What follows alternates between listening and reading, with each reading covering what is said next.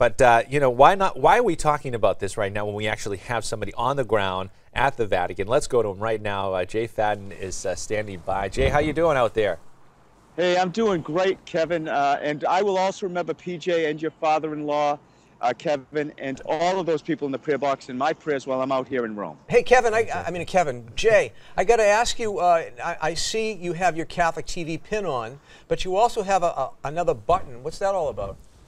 Well, I'm in solidarity today because my daughter Amelia, my son James, Ethan, and Shirley is even working on a play that I can't see. It's a Little Mermaid. She's Flounder, James is a frog and a starfish, Ethan goes out at the end, and Shirley's painting the set. So I wanted them, they're watching right now, so hello kids. Nice. I want them to know that I'm thinking of them. Nice deal. Any compliments on that pin?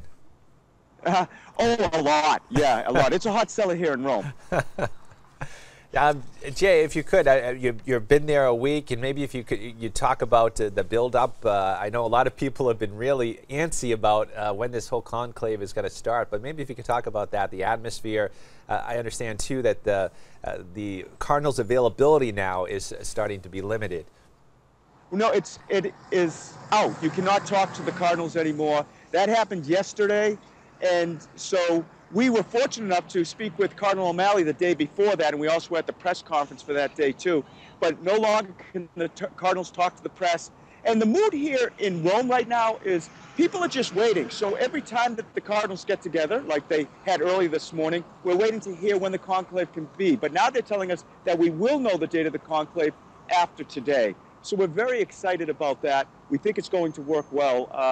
I have to tell you, if I had to make a guess, I'm guessing Monday. But that is, no, you know, I don't know anything, but I'm going to guess Monday. I'm going to call that wishful thinking, Mr. Fadden. It is. No, it is. You're so true.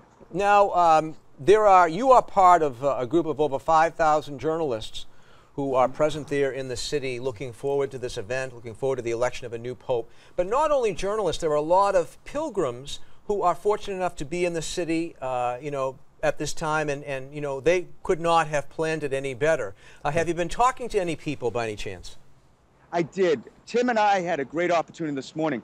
We went to the tomb of Blessed Pope John Paul II, and right there was a group from Tyne and the MAN program from the Archdiocese of Boston. Father Chris O'Connor was leading that, and so we spoke with them. They are so excited. They started in Poland, following the footsteps of Blessed John Paul II, and they ended here. But what was really interesting was that they were thrilled to be part of history because they're also big fans of Benedict XVI. So here they are as we're in the transition in Rome when all of this is happening, when so many people are here. And you probably can see behind me, there is a line that just stretches all around the square at St. Peter, people trying to get in. So not the busy time anyways for Rome, but especially now when people look for the new pope to be named, it's unbelievable. Jay, what was the first thing when you met that group? What was the first thing that they mentioned to you when you met that group from the Tyne? Well, they're really excited about their faith, Kevin. In all honesty, you know, I thought they'd say, well, you know, we're in Rome, we're in Poland, but really what they wanted to talk about was their faith and how this has just made it more important to them. By going to these places and learning more about their faith, they love it. So it was exciting to see that, and such a different group. There were just different people in there. They didn't know each other, but now they're friends. Now, Jay, and as I say this, by the way, wait, just breaking news. As I say this, there are cardinals walking by as they get ready to go into the conclave. And I'm going to have Tim just kind of point over here for a second, because here is one of the cardinals who is walking down the road, and he is going to go into the conclave.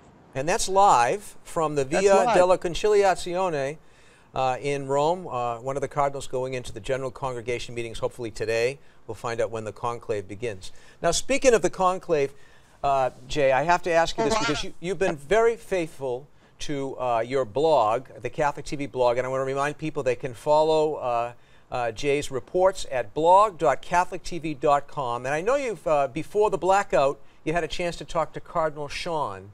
How's he dealing with all of this? Because it's a momentous moment in his life personally.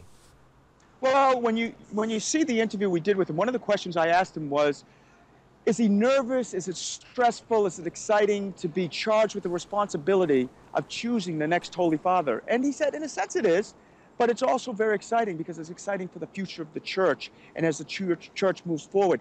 He's in a great mood. He's very humble, as you know, but he seems very excited to be here. I did see him, by the way, today. I was in a taxi with Tim, and as we went by, we saw a bus going by with the Cardinals coming back from their meetings, and there was Cardinal O'Malley in there. But I think all of the Cardinals, they're taking their time. And for me, you know, I have a family at home, and I wrote about this in the blog today. You say, let's get it done, let's get it done. But this isn't picking a car out, and this isn't choosing furniture. What this really is choosing the next person who will lead the church. So if it takes time for them to get together, to know one another, and to make the right decision, well, let it take some time then. I agree with you completely, and you know, it's a time for the church to perhaps go in a new and a regenerated direction. And you know, as you know, Jay, I'm getting directions in my earpiece now to say goodbye to you. I hate to do that, but Kevin's over on the news desk. We got Shannon waiting in the wings, and Kevin O'Hara is our guest today. So I'm sorry to let you go, but please do stay in touch, and we're going to keep following you at blog.catholictv.com. Thanks, Father, and my prayers once again to all of the people who watch This Is a Day, all of the viewers who watch Catholic TV, and know that we'll keep reporting and bring it into your home. All right, Jay, take care. We'll talk soon. Bye-bye.